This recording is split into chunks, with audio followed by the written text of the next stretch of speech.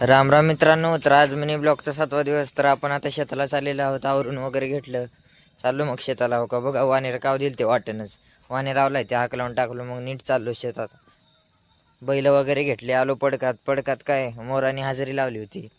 मोर फुल पिसारे मोकळे करून थांबले होते. हो का पहा, जवळ गेलं तर लांब पळत होते म्हणून लांबूनच शूट केलं. हो का पहा. मस्त पिसारे मोकळे केलेत. 4-5 मोर होते बघा. त्यानंतर एक मोर तर झाडावर चढून मस्त असा हवेत उडत होता. त्यानंतर मग पाऊस आलं बाबा. थोडं नंतर पाऊस आलं. पावसात पण बैल चरत होती म्हणून चरू द्या म्हणलं. आता काय थांबवाय. बैल वगैरे चरले. मग नंतर आभाळ खूपच आलं होतं बघा.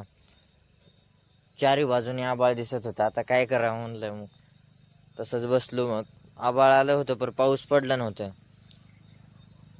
बैल पण मस्त चरत होते. पावसात देखील चरले, नंतर पण चरले. मग नंतर पाऊस काय आलं नाही म्हणून तळ्याच्या पलाड जावं म्हणलं. तळ्याच्या पलाड गेलो. तिथं आपले गावातले पोरं होते वाडीवरले. त्याने पण जात थोडा वेळ बसलो. मग ते पोरं पण जात होते गावाकडे. मग गेले. त्यानंतर मग आजचा ब्लॉग संपला. जय हिंद जय महाराष्ट्र. तर आता निघालो गावाकडे.